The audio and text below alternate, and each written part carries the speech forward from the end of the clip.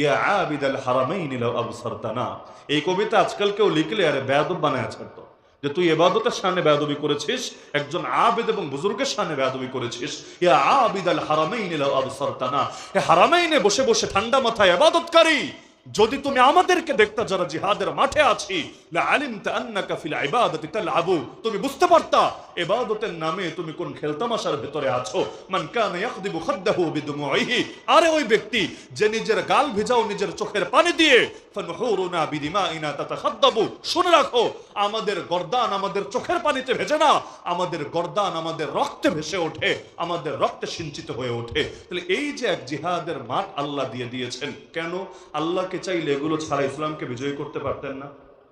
আচ্ছা আমাকে বলেন, নবীর রক্ত ঝরানো ছাড়া আল্লাহ ইসলামকে বিজয়ী করতে পারতেন নাকি পারতেন না? যদি বলেন পারতেন না, আপনার তো ইমানই নাই, আপনি তো আল্লাহকে সর্বশক্তিমান মানেনই না। ইন্নাল্লাহ আলা কুল্লি শাইইন কাদির, নিশ্চয়ই আল্লাহ সর্ববিষয়ে পরিপূর্ণ ক্ষমতাবান। তা আমার নবীর গা থেকে রক্ত ঝরানো ছাড়াই আমার আল্লাহ ইসলামকে বিজয়ী করতে পারতেন নাকি পারতেন না? যদি পারেনি তাহলে এত রক্তের কি দরকার ছিল, এত কোরবানির কি দরকার ছিল?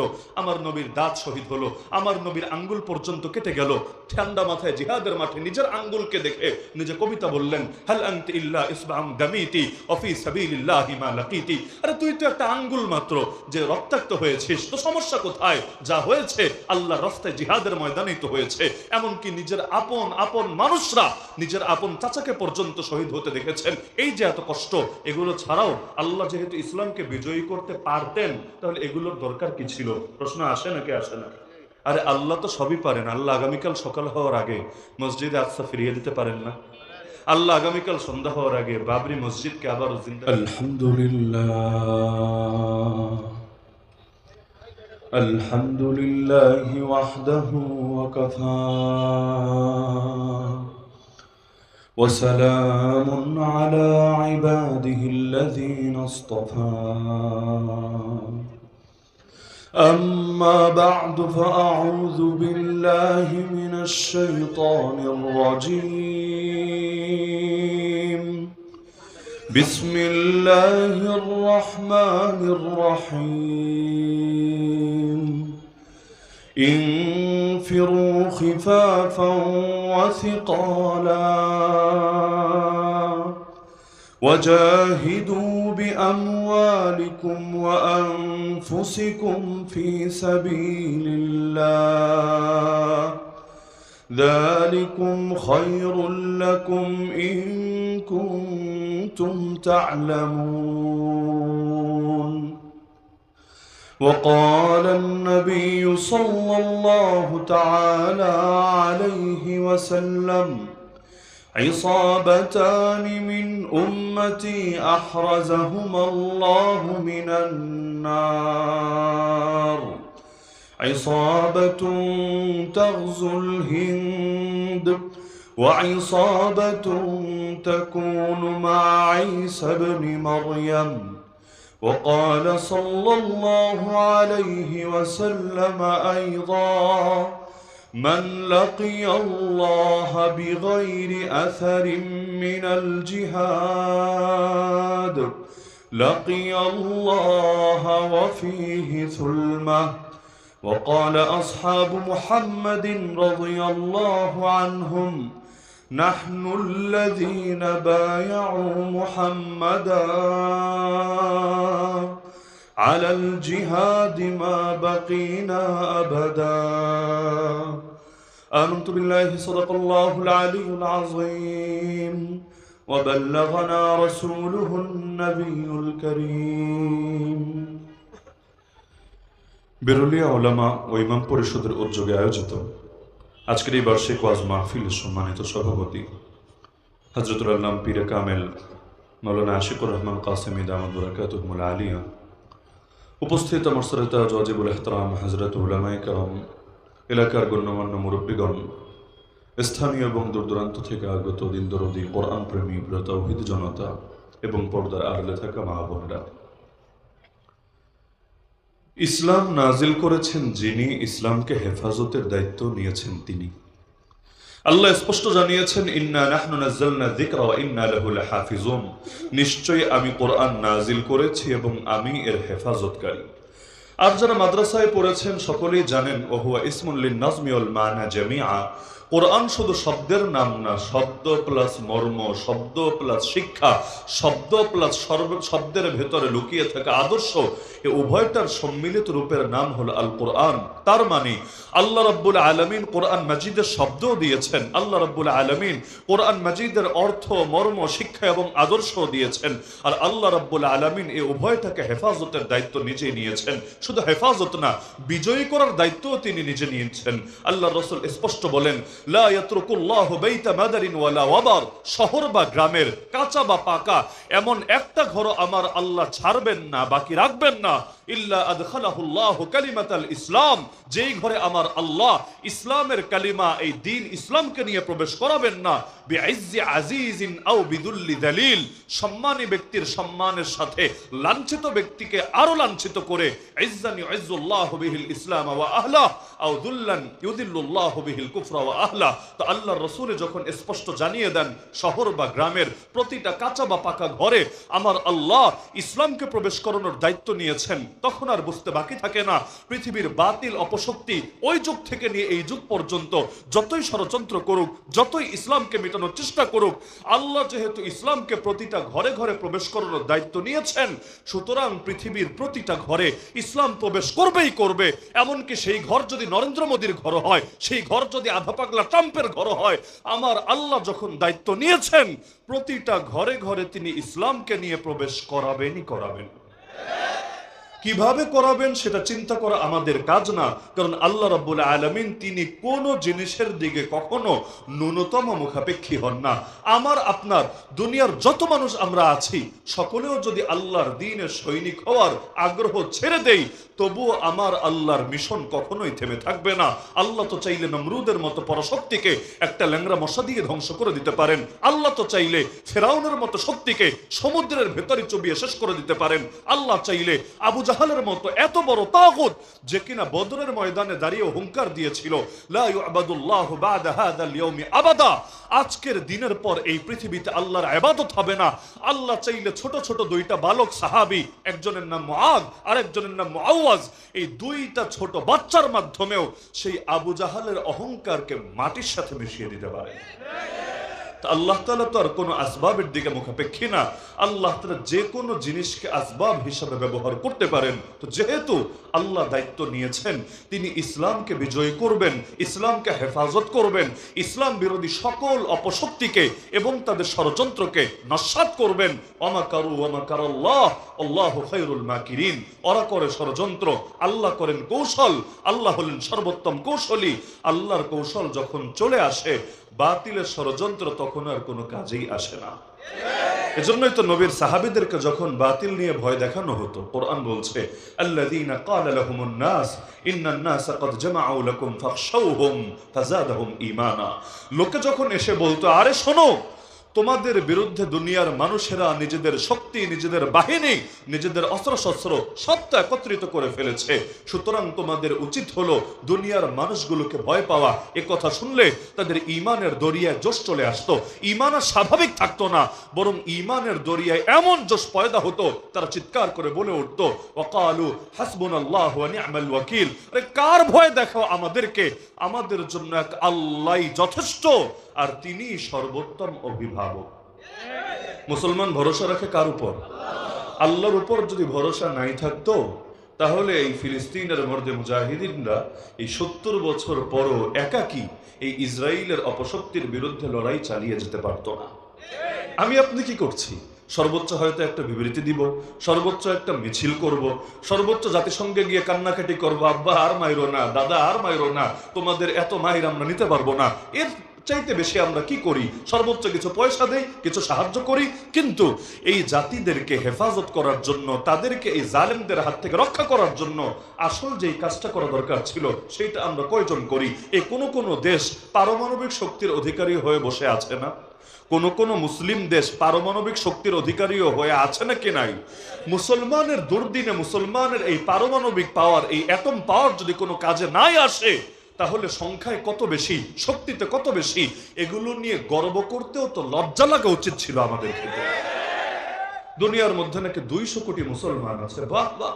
আরে 200 কোটি কেন, 100 কোটি মুসলমান যদি থাকতো, ওই 100 কোটি মিলে যদি সম্মিলিত একটা বাহিনী গড়ে তুলতে পারতো।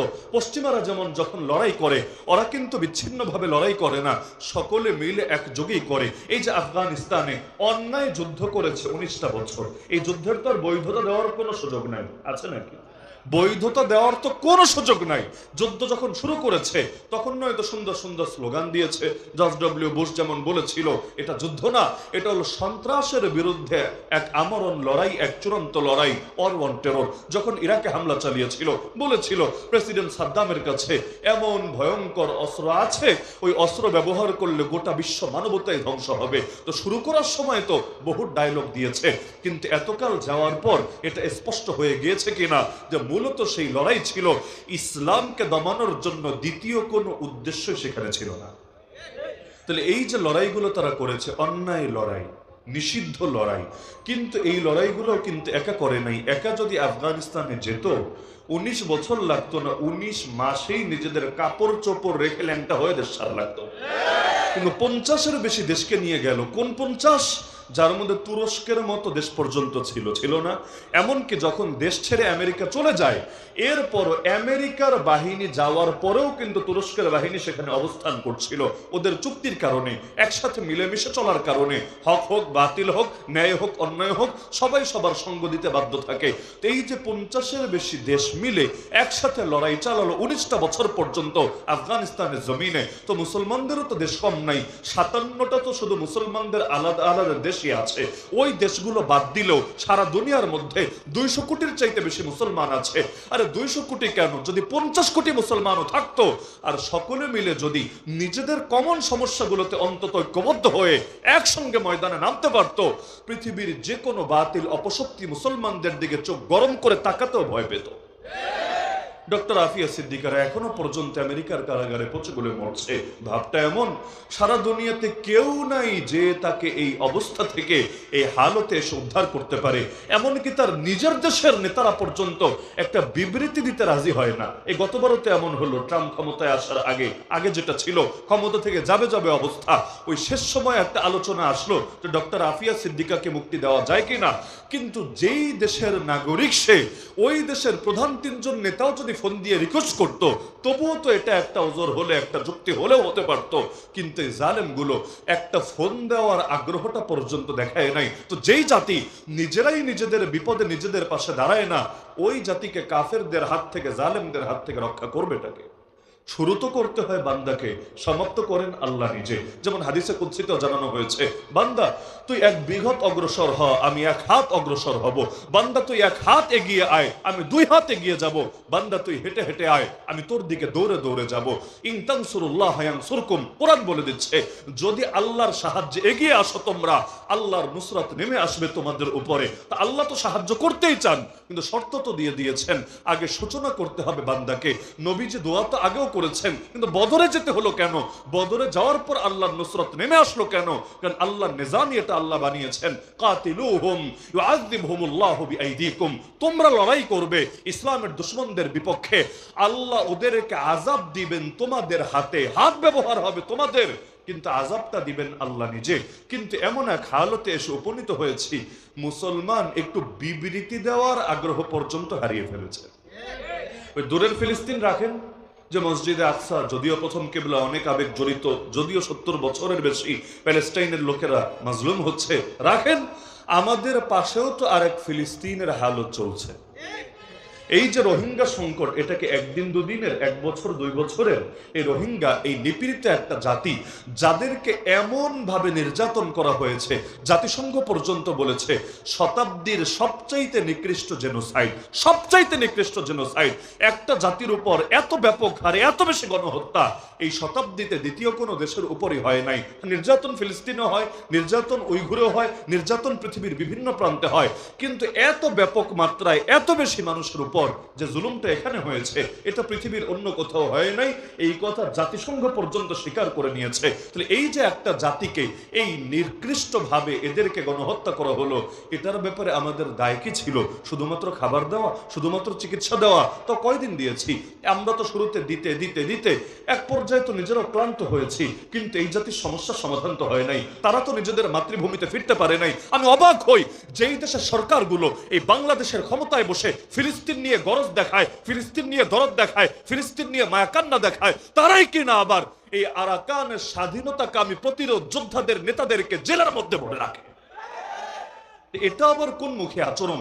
নিজে কিছু করতে পারবা না, না করতে পারলে বসে বসে বেটা তুই ললিপপ চাবা, কিন্তু যারা করছে তাদের পথে কাটা বিছানোর, তাদেরকে নিয়ে জেলে ঢুকানোর অধিকার তোদেরকে কে দিয়েছে?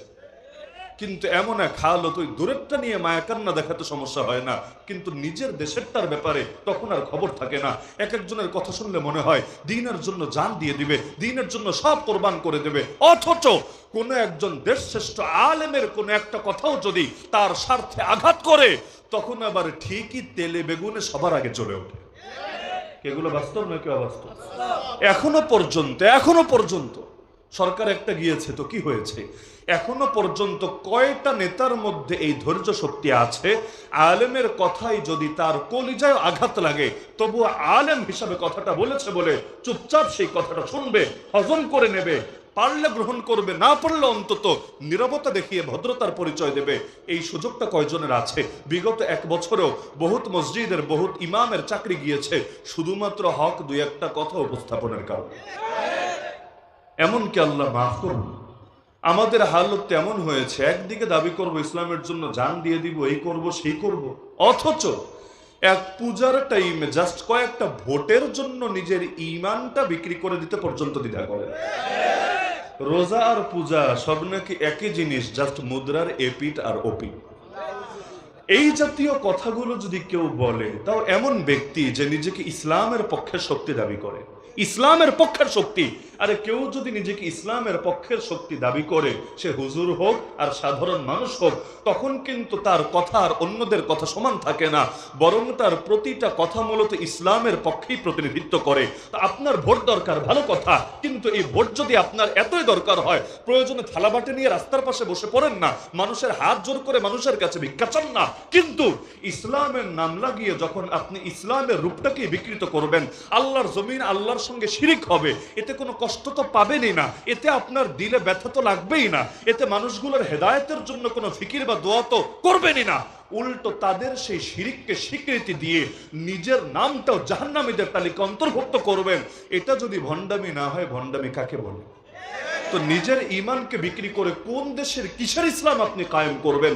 আগে তো ভাই আর ইসলাম কায়েমের ঠিকাদারি তো আমাদের নাই।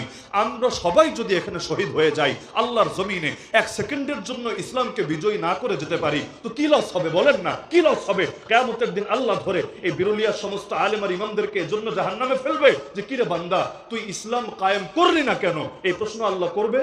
আরে কিয়ামতের প্রশ্ন তো স্পষ্ট, প্রশ্ন ফাঁস করে দিয়েছেন আল্লাহ। যেই প্রশ্নগুলোর জবাব দেওয়ার আগে কেউ একটা কদম সেই জায়গা থেকে সরতে পারবে না, ওই প্রশ্নের মধ্যে এমন কোন প্রশ্ন পারলে আমাকে খুঁজে বের করে দেখান, সই হাদিস থেকে হোক, আসার ও সাহাবা থেকে হোক, যেখান থেকে পারেন, যে আল্লাহ প্রশ্ন করবে বান্দা তুই ইসলামকে বিজয়ী করলি না কেন? এমন কোন প্রশ্ন আল্লাহ করবেন কাউকে? কারণ ইসলামকে বিজয়ী করার শক্তি তো নাই আমাদের, আমরা তো যা চেষ্টা করতে পারি, কিন্তু সব নিয়ন্ত্রণ কার হাতে? মক্কায় যেই সাহাবীরা শহীদ হয়ে গিয়েছেন, মক্কায় যেই সাহাবীরা শহীদ হয়ে গিয়েছেন, ইসলামকে বিজয়ী করে যেতে পারেন নাই, ইসলামের বিজয় দেখেও যেতে পারেন নাই, তাদের দাম কম না বেশি? সুমাইয়া রাদিয়াল্লাহু আনহা, তিনি ইসলামকে কয় ইঞ্চি মাটিতে বিজয়ী দেখে গিয়েছেন আমাকে বলেন পারলে? কিন্তু এই যে সুমাইয়া ইসলামকে বিজয়ী করে যেতে পারেন নাই, বিজয়ী দেখে যেতে পারেন নাই, এর জন্য আল্লাহর কাছে তার দাম কমে গেছে। আমাদের দায়িত্ব হলো সহি তরিকায় চেষ্টা করতে থাকা, সবাই মিলে চেষ্টা করার পরও একজনও যদি সফল না হই, আল্লাহ এর জন্য পাকড়াও করবে না। হ্যাঁ, চেষ্টা যদি না করি, চেষ্টায় যদি ত্রুটি রাখি, আল্লাহ আমাদেরকে ছাড়বেন না। লা ইউকাল্লিফুল্লাহু নাফসান ইল্লা উসআহা, আল্লাহ সাধ্যের বাইরে বোঝা চাপিয়ে দেন না। তো সুতরাং এটা আবার কেমন কথা যে যেই দায়িত্ব আমার কাঁধে নাই, ইসলামকে বিজয়ী করা, ইসলামকে এমন একটা পর্যায়ে নিয়ে যাওয়া যখন প্রতিটা ইঞ্চি ইঞ্চি মাটিতে ইসলাম বিজয়ী হবে। তো যেটা আমার সাধ্যের কথাই না, যেটা আল্লাহর নিয়ন্ত্রণে, ওই জিনিসকেও আদায় করার জন্য আমি যদি তরিকাই নষ্ট করে ফেলি, আমি যদি ঈমান আর কুফরকে মিলিয়ে একাকার করে ফেলি, এর চাইতে বড় ভণ্ডামি কি হতে পারে? ইসলাম বিজয়ী হবে যখন আল্লাহ ফয়সালা করে রেখেছেন, অবশ্যই হবে। পৃথিবীর কেউ পারবে না সেই বিজয়কে থামিয়ে রাখতে। এই নরেন্দ্র মোদীরা চেষ্টা করছে না যে এই পুরো অঞ্চল থেকে ইসলামকে উৎখাত করবে? ওরা তো ঘোষণা দিয়ে দিয়েছে। আর আলহামদুলিল্লাহ, নাউজুবিল্লাহ, যেটাই বলার বলে নিয়ে নিজ দায়িত্বে। ওদের হালতটা হলো এমন, আমরা হকপন্থীরা হক কথা বলতে ভয় পাই, কিন্তু এই বাতিলপন্থীরা বাতিল কথা বলতে কোনো ভয় পায় না।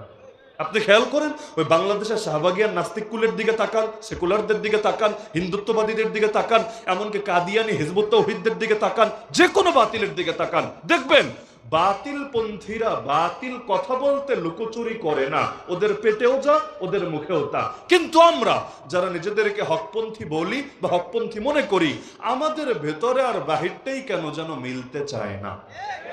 সবসময় এমন জেলাপির প্যাচ কাজ করে, অনেক সময় আম পাবলিক বুঝেই পায় না যে এইটা সত্য না ওইটা সত্য, মানে ভেতরের যেটা মনে হচ্ছে এটা সত্য নাকি বাহিরেরটা সত্য। অথচ নরেন্দ্র মোদীরা যদি ঘোষণা দিতে পারে ওরা এই অঞ্চলকে যে কোনো মূল্যে রাম রাজ্য বানাবে, আমাদেরও তো ঘোষণা দেওয়া দরকার ছিল। আল্লাহর জমিন আল্লাহর ছিল, আল্লাহর আছে, আল্লাহর থাকবে। আল্লাহর আদর্শকে যারা উৎখাত করতে আসবে, ওদের বিরুদ্ধে আমাদের আমরণ লড়াই আর সংগ্রাম চলবেই চলবে। আমরা আল্লাহর পক্ষে ঘোষণা দিতে পারবো না, কিন্তু ওরা ঠিকই দিয়ে রাখবে। হাদিসের মধ্যে গাজওয়াতুল হিন্দের ভবিষ্যৎবাণী আছে নাকি নাই? আছে নাকি নাই? সুনানে নাসাইর মধ্যে সহিহ বুখারী আর সহিহ মুসলিমের পরে যেই কিতাবের অবস্থান বিশুদ্ধতার বিচারে, কিসের তিরমিজি, কিসের আবু দাউদ, এগুলো পরে বুখারী আর মুসলিমের পরে বিশুদ্ধতার বিবেচনায় 3 নম্বরে যে নামটা আসবে সুনান নাসাই। সুনান নাসাইয়ের মধ্যে আলাদা অধ্যায় তো আছে, বাবু গাজওয়াতিল হিন্দ, হিন্দুস্তানের জিহাদ, হিন্দুস্তানের জিহাদ এই শিরোনামে। অথচ এই হাদিসগুলো নিয়ে আলোচনা কয়দিন হয় আমাদের সমাজে? 2 জন সাহাবী থেকে 3টা হাদিস বর্ণিত আছে সেখানে। একজন সাহাবীর নাম আবু হুরায়রা রাদিয়াল্লাহু তাআলা আনহু, আরেকজন সাহাবীর নাম সাওবান রাদিয়াল্লাহু আনহু। সাওবান রাদিয়াল্লাহু আনহু বর্ণনা করেন, আল্লাহ রাসূল বলেন, স্পষ্ট কথা নবীর, দুটো দল এমন যেই দুটো দলকে আল্লাহ জাহান্নাম থেকে মুক্তি দিয়ে দিয়েছেন।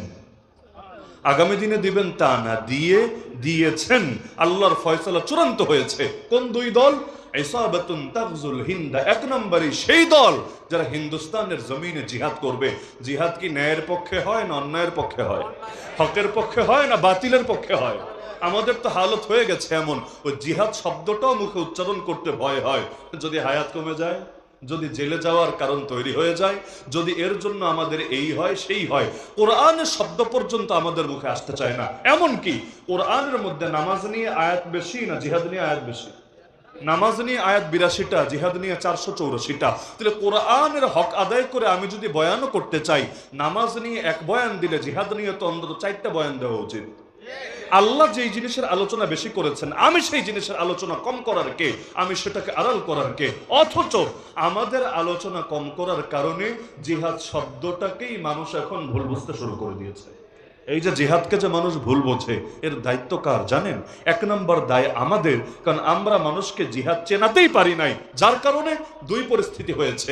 একদল তো জিহাদ, জঙ্গিবাদ, সন্ত্রাসবাদ, টেরোরিজম মিলিয়ে মিশিয়ে একাকার করে ফেলেছে। এমনকি কাউকে ধরলেও আগে দেখতেন না, লিখে দেয় জিহাদি বই পাওয়া গিয়েছে। মানে এমন খারাপ একটা জিনিস, যেটা একটা অপরাধ, একটা অন্যায়, যেটার জন্য মানুষকে ধরা যায়, যেটার জন্য মানুষকে গুম করা যায়, যেটার জন্য মানুষকে আয়না ঘরে নেওয়া যায়, যেটার জন্য মাহফিল বন্ধ করে দেওয়া যায়, যেটার জন্য বক্তার হাতে হাত করা লাগানো যায়, যেটার জন্য আলেমের বিরুদ্ধে পর্যন্ত অবস্থান নেওয়া যায়, এই রকম একটা হালত তৈরি হয়েছে। আর আরেক দিকে এই চান যে কিছু মানুষ তারা জিহাদের ব্যাখ্যাই পরিবর্তন করে দিয়েছে। ওই কাদিয়ানীরা যেমন কোরআনের একটা আয়াতের শব্দকে অস্বীকার করে না, কিন্তু আয়াতের ব্যাখ্যা পাল্টে দেয়। খাতামুন নবিয়্যিন আরবি শব্দকে অস্বীকার করে না, কিন্তু খাতামুন নবিয়্যিনের ব্যাখ্যা চেঞ্জ করে দেয়। একইভাবে একদল তৈরি হয়েছে, ওরাও জিহাদ শব্দকে তো অস্বীকার করে না, কিন্তু আমাদের দুর্বলতার কারণে, আমাদের নীরবতার কারণে ওরা জিহাদের ব্যাখ্যা চেঞ্জ করে এমন কিছুকে জিহাদের নামে চালায় দেয় যার সাথে জিহাদের কোনো সম্পর্কই নেই। জিহাদ বিকৃত হয়েছে নাকি হয়নি? জিহাদের অর্থ চেঞ্জ করা হয়েছে নাকি হয় নাই? এমনকি বড় জিহাদ বলতে কোন জিনিস আবিষ্কার হয়েছে?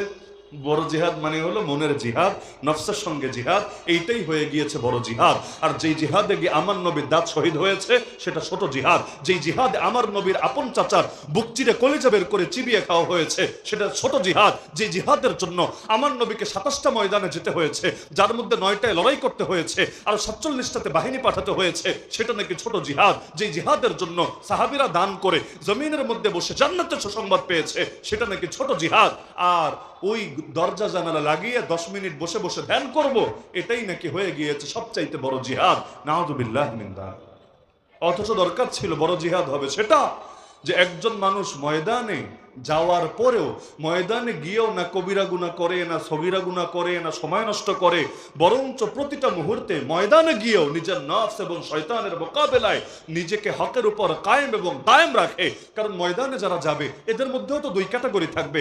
একদল ময়দানে গিয়েও মাঝে মাঝে নামাজ ছুটে যায়, ময়দানে গিয়েও মাঝে মাঝে পাপ হয়ে যায়, ময়দানে গিয়েও মাঝে মাঝে চোখ এদিক সেদিক চলে যায়, নারীদের দিকে চলে যায়, ময়দানে গিয়েও মাঝে মাঝে দুই একটা গুনাহ হয়ে যায়। আর আরেকজন ময়দানে গিয়েও আলহামদুলিল্লাহ এমন ভাবে দিন কাটায় যে একটা গুনাহ তার দ্বারা হয় না। এই দুইজন ব্যক্তি সমান না বেশ কম আছে? তো ময়দানে গিয়েও যে পাপ মুক্ত ভাবে জীবন কাটাতে পেরেছে, তাকে না বড় মুজাহিদ বলা দরকার ছিল, এবং তার জিহাদকে সবচাইতে বড় জিহাদ বলা দরকার ছিল। কিন্তু অর্থ হয়েছে ময়দানে যাবেই না, ফরজে ছেড়ে দিবে, তারই নাকি সবচাইতে বড় মুজাহিদ বলতে হবে। এই জিহাদের আলোচনা কমে যাওয়ার কারণে মুসলমানের ভেতর থেকে জিহাদের জজবাও হারিয়ে গিয়েছে। আপনাদের কয়জনের জিহাদের জজবা আছে বলেন? অথচ আল্লাহর নবীর স্পষ্ট ঘোষণা, কেউ যদি মারা যায়, আল্লাহ আমাকে হেফাজত করুন, কেউ যদি মারা যায় এমন অবস্থায় নিজে জীবনে একদিনও জিহাদ করে নাই, যেমন আমরা অধিকাংশ, যেমন আমরা এখানে যারা আছে 100 জন থাকলে 99 জনেরই হালত জীবনে কখনো সরাসরি জিহাদ করে নাই, সরাসরি জিহাদ করে নাই। আমরা মিছিল করতে পারি কিন্তু এটাকে জিহাদ দাবি করব না, আমরা মিটিং করতে পারি এটাকে জিহাদ দাবি করব না, আমরা ওয়াজ মাহফিল করতে পারি এটাকে জিহাদ দাবি করব না, আমরা জেলও খাটতে পারি এটাকে জিহাদ দাবি করব না। আরে ওগুলো আলাদা আমল, জিহাদ আলাদা আমল, একটাকে আরেকটা বলে তো চালিয়ে দিতে পারি না। প্রতিটা আলাদা গুরুত্ব আছে। যেমন রাতের বেলা আমি গরুর গোশত দিয়ে ভাত খেলাম, ভালো কথা, কিন্তু তাই বলে হরিণের গোশত তো আমি খাই নাই, ঘোড়ার গোশত তো আমি খাই নাই, উটের গোশত তো আমি খাই নাই। এখন গরুরটা খেয়েছি বলে অটোমেটিক একটার দ্বারা অন্যগুলো দাবি করলে সেটা তো সত্য হবে না, সেটা তো মিথ্যা হবে। তো দ্বীনের জন্য কোরবানি তো ভাই মক্কার যুগের অনেক সাহাবীরও ছিল না? আরে ছিল না? মক্কার যুগে যে কোরবানি ছিল এর চাইতে বেশি কোরবানি জগতে কয়জনের আছে? কিন্তু তাই বলে ওগুলোকে ওকে জিহাদ নামে চালিয়ে দিতে হবে? জিহাদ তো স্বতন্ত্র জিনিস। নবীকে প্রশ্ন করা হলো, অমাল জিহাদ ইয়া রাসূলুল্লাহ, হে আল্লাহর রাসূল জিহাদ কাকে বলে? নবীকে জিজ্ঞেস করা হচ্ছে। আমার ব্যাখ্যা লাগবে না, আমার পীরের, আমার হুজুরের, আমার উস্তাদের ব্যাখ্যা লাগবে না, নবীকে জিজ্ঞেস করা হচ্ছে অমাল জিহাদ ইয়া রাসূলুল্লাহ, হে আল্লাহর রাসূল জিহাদ কাকে বলে? নবী স্পষ্ট বলে দিলেন, আন তুকাতিলাল কুফারা ইযা লাকিতাহুম, যখন কাফেরদের সামনাসামনি হবা, কুফরি বাহিনীর সামনাসামনি হবা, সেই সময় তাদের সঙ্গে লড়াই চালিয়ে যাওয়াকে জিহাদ বলে। আল্লাহ রাসূল তো স্পষ্ট ব্যাখ্যা করেই দিলেন, আলাদা ব্যাখ্যার তো কোনো প্রয়োজন নাই। আর নবীর ব্যাখ্যার চাইতে সুন্দর কোনো ব্যাখ্যা হতে পারে? এমনকি নবীকে প্রশ্ন করা হলো, বুখারীর হাদিস, দুল্লানি আলা আমালিন ইয়াদিলুল জিহাদ, হে রাসূল এমন আমলের কথা বলে দেন যে আমল জিহাদের সমান হবে, জিহাদের সমতুল্য হবে। সাহাবী বিকল্প খুঁজছেন যে আমাকে জিহাদের বিকল্প কোনো আমল বলে দেন সওয়াবে যেটা জিহাদের সমান হবে। নবী স্পষ্ট বললেন, লা আজিদুহু, আমি এমন কোন আমল পাচ্ছি না যে আমল জিহাদের সমান হতে পারে। তিনবার প্রশ্ন করলো, নবীর একে জবাব। লাস্টে গিয়ে তিনি বললেন, আরে পাগল, জিহাদের সমান আমল কিভাবে হবে? একজন মুজাহিদ যখন ঘর থেকে বের হয় প্রতিটা মুহূর্তে তার আমল নামায় সওয়াব লেখা হতে থাকে। তো তুমি কি পারবা? একজন মুজাহিদ যখন ঘর থেকে বের হয় তখন থেকে সারা দিন ভর রোজা রাখবা, সারা রাত ইবাদত করতে থাকবা, 1 সেকেন্ডের জন্য বিরতি নিবা না, ক্লান্ত হবে না, এটা তোমার পক্ষে কি সম্ভব? সে বলল, ইয়া রাসূলুল্লাহ এটা কার পক্ষে সম্ভব? নবী বললেন, তাহলে জিহাদের সমতুল্য আমল খুঁজেও লাভ নাই, ওইটাও কারো পক্ষে সম্ভব না। কারণ মুজাহিদ যদি ঘোড়া বেঁধে রাখে, ওই বাধা অবস্থায় ঘোড়া যদি হাঁটতে থাকে, এর বিনিময়েও তার আমল নামায় সওয়াব লেখা হতে থাকে। এমনকি যেই ঘোড়া নিয়ে যাবে সে ময়দানে, যেই ঘোড়া পালবে সে, ওই ঘোড়ার মলমূত্র পর্যন্ত কিয়ামতের দিন নেকের পাল্লায় মাপা হবে। এমনকি যেই তীর ব্যবহার করবে, সেই হাদিসের মধ্যে আছে, এক তীরের বিনিময়ে 3টা লোককে আল্লাহ জান্নাতে প্রবেশ করাবে। একটা তীরের বিনিময়ে 3টা লোককে জান্নাতে প্রবেশ করাবে। যে তীর তৈরি করেছে, যে তীর কাফেরদের দিকে নিক্ষেপ করেছে, আর যে তীরটা তাকে এগিয়ে দিয়েছে, ওয়াল মুমিদ্দালাহু, তাকে সাহায্য করেছে। ওই এক তীরের বিনিময়ে 3টা লোককে আল্লাহ জান্নাতে প্রবেশ করাবে। তো কিভাবে সম্ভব তার সমতুল্য হওয়া? এই বাস্তবতা তো নবীর সাহাবীরা পর্যন্ত এমন ভাবে বুঝতেন, যখন শরীরে কুলাতো না তখনও পর্যন্ত জিহাদের প্রস্তুতি জারি রাখতেন। এক বুড়া সাহাবী বুড়া বয়সে তীর মেরে মেরে নিশান ঠিক করছেন। নিশান, চোখের নিশান তো সবসময় ঠিক থাকে না, প্র্যাকটিস করতে হয়। তো বুড়াকালে তিনি তীরন্দাজি করে করে চোখের নিশানা ঠিক করছেন। আরেকজন বলছেন এসে, আরে এই বয়সে এগুলো মানায়? প্রতিটা জিনিসের তো একটা বয়স আছে। এই মুরব্বী মানুষ, ধরেন কোনো একজন আলেম যার বয়স হয়ে গেছে 80 বছর, ঠিকভাবে চলতেই পারে না, মাহফিলে আনলেও দুজন ধরে ধরে আনতে হয়। উনি যদি এখন তীর নিয়ে দাঁড়ায় যায়, তীরন্দাজি করে করে নিশানা ঠিক করে, তাহলে ওনার যে ছাত্রগুলো আছে, মক্তবের পোলাপান তো হাসতে হাসতে পুরো লুটিপুটি খেতে শুরু করবে যে কি করে হুজুর এই বয়সে এসে এগুলো কি শুরু করেছে। এরকম হালত, সাহাবীরা পেরেশান, আরে এই বয়সে কি করে? তিনি তখন বললেন, আরে নবীর জবানে নিজ কানে শুনেছি, যে ব্যক্তি তীরন্দাজি শিখেছে এরপর ভুলে গিয়েছে ও আমার উম্মতি না। কোন পর্যায়ে ধমকে চিন্তা করেন যে তীরন্দাজি শিখেছে এরপর ভুলে গিয়েছে ও আমার উম্মতি না, তা আমি উম্মতের তালিকায় আমার নামই থাকবে না। এজন্য আমার যতই কষ্ট হোক আমি কাজটা ছাড়বো না। আরেক বড় সাহাবী তিনি বায়না ধরেছেন, কেন? সন্তানরা জিহাদে যাচ্ছে, যুবক সন্তানরা জিহাদে যাচ্ছে, তিনি বায়না ধরেছেন আমাকেও তোমাদের সাথে নিয়ে যেতে হবে। সন্তানরা বলছে, আব্বা আর কত? নবীজি যতদিন দুনিয়াতে ছিলেন তার সঙ্গে আপনি জিহাদে শরীক হয়েছেন। নবীজি যাওয়ার পর আবু বকর রাদিয়াল্লাহু আনহুর সঙ্গে 2 বছর তার খেলাফতের আমলে তার সঙ্গে মিলে জিহাদে শরীক হয়েছেন। এরপর ওমর রাদিয়াল্লাহু আনহু এত লম্বা টাইম, এক যুগের কাছাকাছি তিনি শাসন পরিচালনা করেছেন। ওই সময়ও আপনি তার সঙ্গে তার আদেশে জিহাদে শরীক হয়েছেন। এখন ওসমান রাদিয়াল্লাহু আনহু খলিফা হয়েছেন, কিন্তু আপনি তো বুড়া হয়ে গেছেন। সুতরাং এই বয়সে আপনার কষ্ট করে যাওয়ার দরকার নেই। আমরাই তরুণ ছেলেরাই যথেষ্ট ইনশাআল্লাহ আপনার জন্য, আমরাই তরুণরাই যথেষ্ট। আপনি শুধু বসে বসে দোয়া দিবেন, আমরা ইনশাআল্লাহ আপনার পক্ষ থেকে হক আদায় করব। স্বাভাবিক কথা না? স্বাভাবিক কথা না? তিনি চিৎকার করে বলে উঠলেন, তোমরা স্পষ্ট বলো আমাকে নিবা নাকি নিবা না? যদি না নাও তোমাদের মতো সন্তান লাগবে না, আমি বাহিনীর অন্য কারোর সাথে মিলে ময়দানে চলে যাব। সন্তানরা বলছে, আব্বা এই বয়সে কি দরকার, এই বয়সে কি দরকার? হালতটা এমন ভাই, এই কথাগুলো শুনলেও অনেক মুরব্বী চিন্তা করবে, হুজুর আসমানের উপরে জমিনের নিচের কেচ্ছা বাদ দিয়া এইগুলো বয়ান করার কি দরকার আছে? আমাদের শুনতেই ভালো লাগে না। অথচ নবীর সাহাবীরা কোন পর্যায়ে জজবা লালন করেন, বুড়া বয়সে পর্যন্ত বসে থাকার মানসিকতা রাখেন না। কি শুনতে খারাপ লাগছে না অনেকের? খারাপ লাগছে না অনেকের? হয়তো এখন জিজ্ঞেস করলে কি আর বলা যায় যে খারাপ লাগছে, কিন্তু বাস্তবতা হলো অনেকের কাছে আলোচনাগুলোকে অনর্থক মনে হয়, অপ্রয়োজনীয় মনে হয়। তো তিনি বললেন, যখন তার বাচ্চারা তাকে নিতে রাজি না, তিনি স্পষ্ট বলে দিলেন, আরে তোমরা আমাকে কোন মুখে বসে থাকতে বলো? আল্লাহর কোরআন তো আমাকে বসে থাকার অনুমতি দেয় না। তোমরা কি আয়াত পড়ো নাই? ইনফিরু খিফাফান ওয়া সিকালা, হালকা হও আর ভারী হও, বের হয়ে পড়ো ময়দানে, ওয়াজাহিদু বিআমওয়ালিকুম ওয়া আনফুসিকুম ফি সাবিলিল্লাহ, মাল দিয়ে আর জান দিয়ে জিহাদ করতে থাকো আল্লাহর পথে। তো যতদিন যুবক ছিলাম, শরীর হালকা ছিল, তখনও ময়দানে গিয়েছি। আল্লাহ তো বলে দিচ্ছেন শরীর ভারী হলেও বসে থাকার সুযোগ নাই, বরং এখনো আমাকে যেতে হবে। তো সুতরাং আল্লাহর আয়াত যেহেতু আমাকে যেতে বলেছে, ময়দানে আমি যাবই যাব, তোমরা না নিলে অন্য কারোর সাথে মিলে যাব।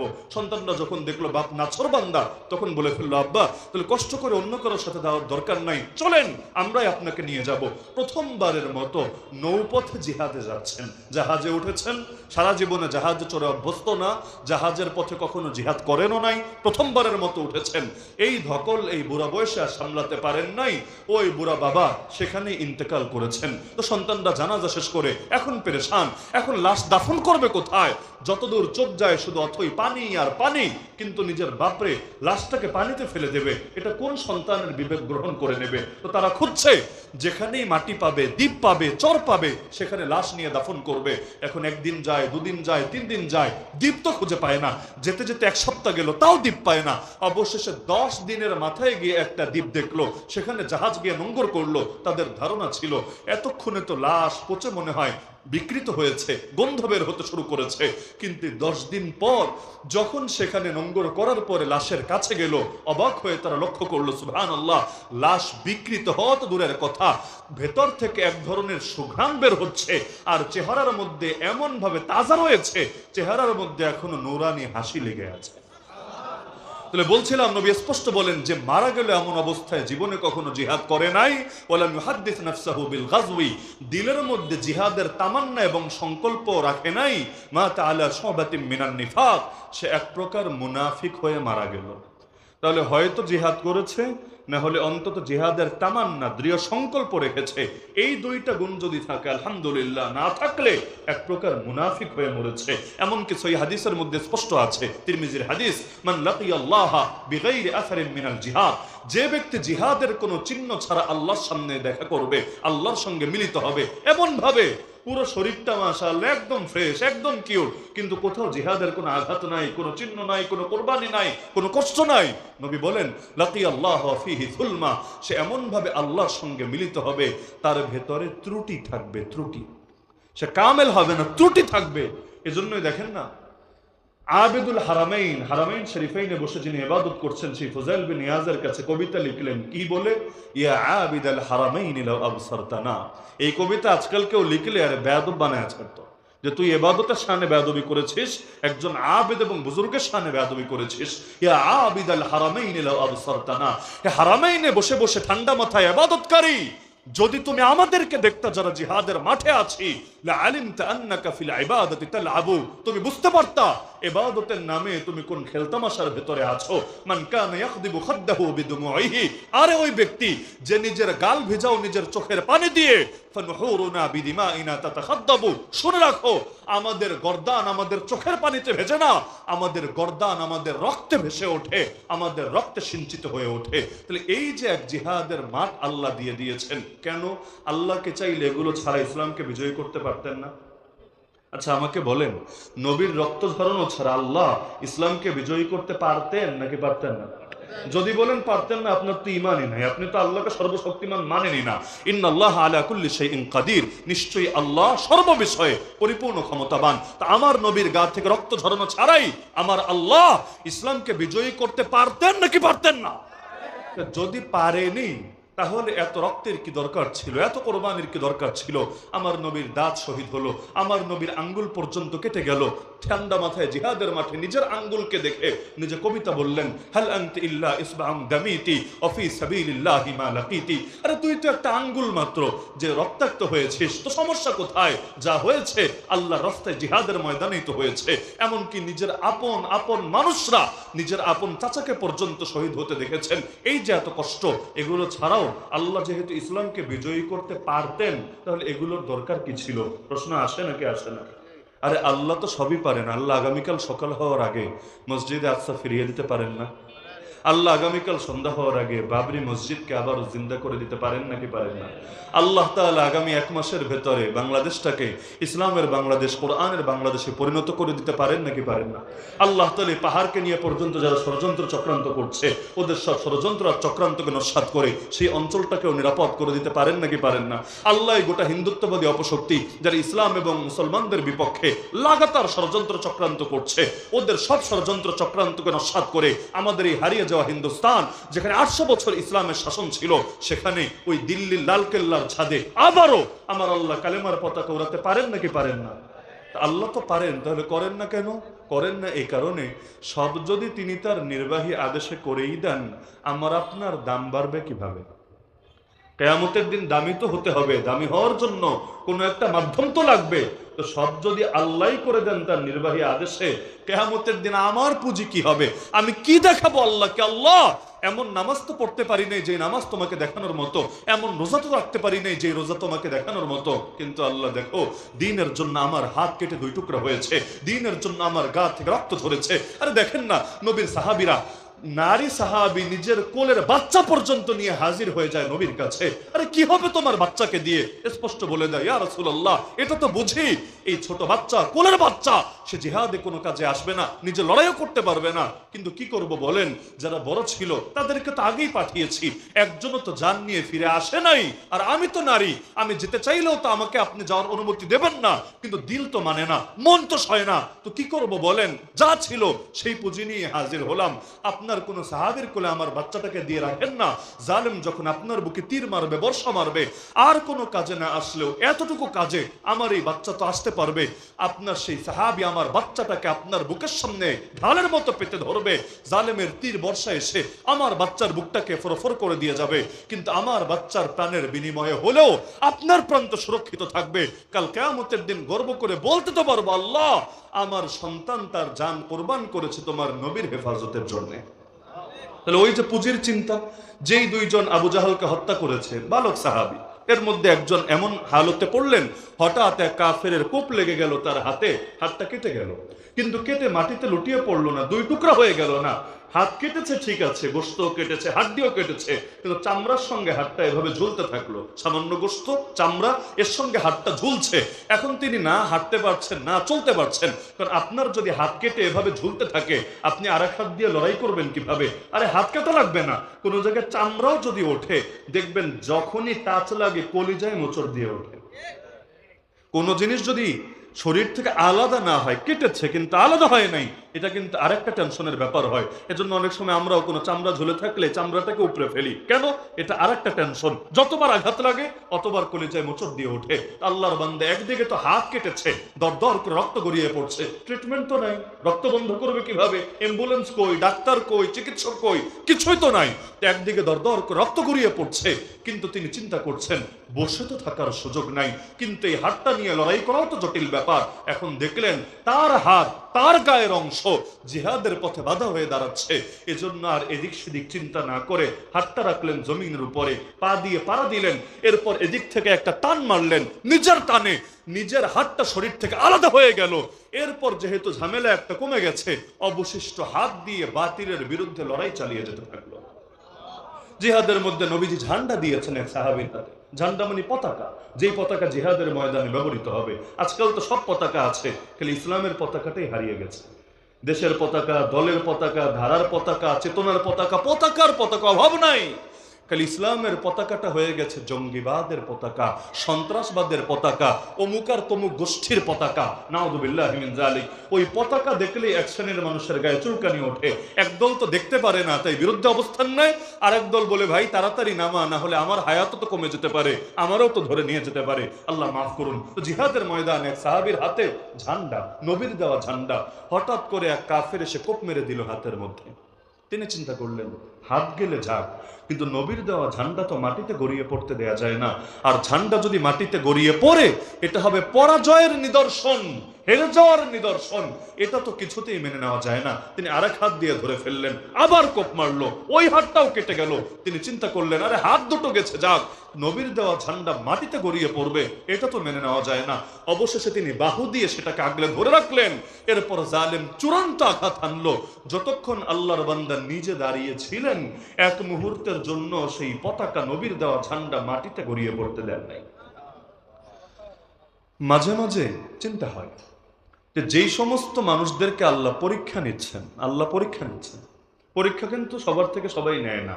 দুনিয়াতেও একজন মানুষ যে বিসিএস দিতে এসেছে, তাকে যেভাবে পরীক্ষা নিবে, আর একজন যে কেজি ওয়ানে পড়ে, প্লে নার্সারিতে পড়ে, পরীক্ষা কিন্তু কখনোই সমান নেওয়া হবে না, নেওয়ার প্রশ্ন আসে না। যার লেভেল যেমন, তার পরীক্ষাটাও তেমন।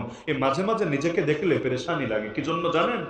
যে আমার ঈমান কচুপাতার পানির মতো, তাই আমার পরীক্ষাও হয় কচুপাতার পানির মতো। আমার ঈমান যদি সেই ফিলিস্তিনের বাচ্চাগুলোর মতো হতো, আমার পরীক্ষাটাও হয়তো ওই রকম হতো।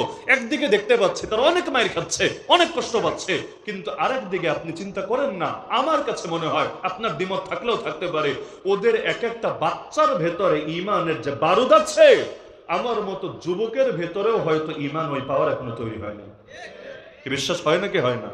চোখের সামনে কত শহীদের লাশ দেখছে, নিজে জন্ম হয়ে বুঝতে শিখেই আপনজনকে একের পর এক হারিয়ে যেতে দেখছে, তারপরও থামার কোনো কোনো কথা নাই। ওরা চাইলে কিন্তু যে কোনো জায়গায় চলে যেতে পারে, ওদেরকে আশ্রয় দেওয়ার মতো লোক দুনিয়াতে নাই? আরে নাই, বহুত আছে, বসে আছে, ওদেরকে আশ্রয় দেওয়ার জন্য এক পায়ে রেডি আছে। কিন্তু চলে গেলে নিজে বাঁচবে, কিন্তু মায়ের খেয়েও পড়ে থাকলে একদিন আল্লাহর দিন বাঁচবে, একদিন মসজিদ আকসা স্বাধীন হবে, একদিন আবারও কালেমার পতাকা পতপত করে উঠবে। কবে হবে, কবে হবে জানে না, কিন্তু তারপরও চেষ্টা চালিয়ে যাচ্ছে। অথচ আমি আপনি কেউ মারা লাগে না, কেউ ধরা লাগে না, কেউ যুদ্ধ করা লাগে না। অদৃশ্য জুজুর ভয় আমার আপনার মুখ থেকে হক কথা, হকের পক্ষে আওয়াজ বের হতে চায় না। সুতরাং আমার সব বার্তার মূল বার্তা হলো, ইসলাম দিয়েছেন কে? ইসলামকে বিজয় করবেন কে?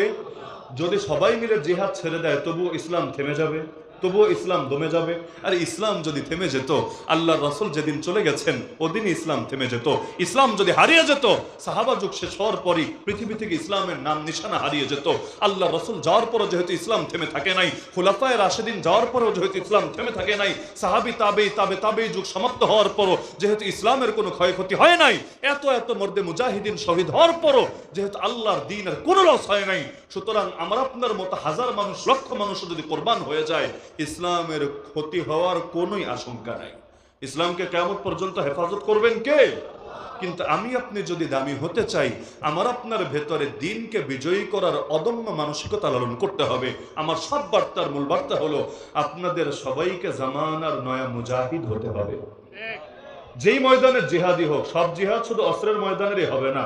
ইয়া আইয়ুহান নাবিয়্যু জাহিদিল কুফার ওয়াল মুনাফিকিন, হে নবী কাফেরের বিরুদ্ধে জিহাদ করেন, মুনাফিকের বিরুদ্ধে জিহাদ করেন। এই যেমন ওলামা সমাজের মাহফিল, এটা এই ওলামা সমাজ যদি মুনাফিকদের বিরুদ্ধে ইলমি জিহাদ, দালিলিক জিহাদ, যুক্তিতর্কের জিহাদ বন্ধ করেন, তাহলে অস্ত্রের জিহাদ জারি থাকলেও লাভ হবে না। গোটা উম্মতের ঈমানই হয়তো হুমকির মুখে পড়বে, হক বাতিল মিলেমিশে একাকার হবে। সুতরাং যেখানে দরকার সেখানে বাতিলের বিরুদ্ধে ইলম দিয়ে জিহাদ করতে হবে। জাহিদহুম বিহি জিহাদান কাবীরা, যেখানে দরকার নিজের জানের বাজি লাগিয়ে নিজের জানকে কোরবান করার জন্য ময়দানে নেমে যেতে হবে। তাহলে হার ময়দানে জিহাদ করার জন্য রেডি থাকতে পারবেন না ইনশাআল্লাহ? কবুল আল্লাহ করলে এটাই অনেক ব্যাপার। বাজারে মাল কিনতে গেলে সব মাল লোকে কেনে না, পচা মাল মাগনা দিতে চাইলেও মানুষ আনে না। আল্লাহ তাআলা জিহাদকে বলেছেন জান্নাতের বিনিময়ে, জান্নাত নামক মূল্যের বিনিময়ে জান আর মাল কিনে নেওয়া। তাহলে আল্লাহ যদি আমার জানটাকে কেনেন, তার মানে আল্লাহ এই মালটাকে পছন্দ করেছেন, ভালোবেসেছেন। সুতরাং জিহাদ করতে চাইলেই যে করা যায়, দ্বীনের জন্য অবদান রাখতে চাইলেই যে রাখা যায়, বিষয় এমন না। কপাল লাগে, আল্লাহ চাইলে ওই ফেরাউনের বউরে কবুল করতে পারেন, আবার আল্লাহ চাইলে নবীর স্ত্রী লূত আলাইহিস সালামের স্ত্রী নূহ আলাইহিস সালামের পুত্র ইব্রাহিম আলাইহিস সালামের আব্বা, তাদেরকে নিরাশ করে দিতে পারেন। সুতরাং সব নিয়ন্ত্রণ কার হাতে? আর নিয়ন্ত্রণ কার হাতে? তো সুতরাং আসেন আমরা নিয়াত করি, এটা বলে আলোচনা শেষ করব। সবাই মিলে নিয়াত করি, আমাদের জান কয়টা, জীবন কয়টা? জীবন যেহেতু একটা, সুযোগও একটা, সুতরাং আল্লাহর সঙ্গে প্রতিজ্ঞাবদ্ধ হই এই মর্মে, হে আল্লাহ এই একটা মাত্র জীবন যেহেতু দিয়েছো, একটা মাত্র সুযোগ যেহেতু দিয়েছো, সুতরাং যতদিন আমার ভেতরে প্রাণ থাকবে, যতদিন সেই প্রাণের স্পন্দন থাকবে, যতদিন ধমনীতে রক্ত প্রবাহিত থাকবে, ইনশাআল্লাহ সুম্মা ইনশাআল্লাহ বাতিলের সামনে এই মাথা নত হবে না। ইনশাআল্লাহ হকের পক্ষে বাতিলের বিপক্ষে আমার আমরণ লড়াই আর সংগ্রাম চলবেই চলবে। এই মানসিকতা লালন করতে পারবেন না ইনশাআল্লাহ? যেহেতু সুযোগ আর দ্বিতীয়টা নেই, একটাই। আর শাহাদাতকে ভয় পাবেন না, দিল থেকে শাহাদাতের ভয় বের করেন, শাহাদাতের মহব্বত তৈরি করেন। জান্নাতে গেলে দুনিয়া আসতে চাইবে না, কিন্তু শহীদ একবার না অন্তত 10 বার ফিরে আসতে চাইবে। তো কি মজা আছে শাহাদাতে, যেটার জন্য শহীদ পর্যন্ত জান্নাত ছেড়ে চলে আসার স্বপ্ন দেখবে, আরেকবার এই মধু পান করবে বলে। সুতরাং শাহাদাতে কোনো ভয় নাই। আল্লাহর কাছে দোয়া করবেন, হে আল্লাহ আমাদেরকে শহীদি মরণই দিও, দ্বিতীয় কোনো মরণ তোমার কাছে চাই না। পারবেন তো ইনশাআল্লাহ? প্রত্যেক দোয়ার মধ্যে এই দোয়াটা রাখবেন, হে আল্লাহ তোমার কাছে এক মরণ চাই। কোন মরণ? আরে বলেন না, কোন মরণ? এই শহীদি মরণের যদি নিয়মিত দোয়া করতে পারেন, আল্লাহ কবুল করলেও করতে পারেন। আর দোয়াই যদি না থাকে, আগ্রহই যদি না থাকে, ভালোবাসাই যদি না থাকে, আল্লাহ কেন দিবেন? লা ইন শাকারতুম লা আযীদান্নাকুম, শুকরিয়া থাকলে আল্লাহ নিয়ামত বাড়াবেন। সুতরাং আল্লাহ যে বুঝ দিয়েছেন এটার উপর অটল থাকেন, অবিচল থাকেন। আপনাদের হাতে ইনশাআল্লাহ আগামীর বাংলাদেশের নতুন ইতিহাস রচিত হবে। আপনাদের হাত ধরেই আগামী দিনের মহাবিপ্লব সংঘটিত হয়ে আল্লাহর জমিনে ইসলামের পতাকা আবার পথ করে উঠবে ইনশাআল্লাহ। এই লড়াইয়ে সবাই সঙ্গ দিতে পারবেন তো ইনশাআল্লাহ? পারবেন তো ইনশাআল্লাহ? সর্বপ্রথম ইসলামী রাষ্ট্র হওয়া উচিত ছিল কোনটা জানেন? তয়েফ, কিন্তু হলো কোনটা? মদিনা। তয়েফবাসীর কাছে নবী ছুটে গেলেন, গ্রহণ করলো না। আর মদিনাবাসীর কাছে নবীর যেতে হলো না, নিজেরা ছুটে আসলো, ইয়া রাসূলুল্লাহ আমাদেরকে একটা সুযোগ দেন না। সুতরাং আপনারা তয়েফবাসী হবেন না মদিনাবাসীর মতো হবেন? তয়েববাসীর মতো হবেন না মদিনাবাসীর মতো হবেন? আল্লাহর দেওয়া জান আল্লাহকে দেওয়ার জন্য রেডি থাকেন ইনশাআল্লাহ। সকলে যদি বাতিলের বিরুদ্ধে আমরা ঐক্যবদ্ধ থাকি, বাংলাদেশে যে হারে মুসলমান আছে, আমরা যদি সবাই সচেতন থাকি, ইনশাআল্লাহ সব ষড়যন্ত্র চক্রান্ত ভেস্তে যাবে। আগামীর বাংলাদেশ ইসলামের বাংলাদেশ, কোরআনের বাংলাদেশ হবেই হবে ইনশাআল্লাহ। আল্লাহ আমাদেরকে সেই সোনালী সুদিন দেখে যাওয়ার তৌফিক দান করুন। আজকের এই বিরুলিয়া উলামা ইমাম পরিষদের মাহফিলকে কবুল করুন। সবাই দুরূদ শরীফ পাঠ করি।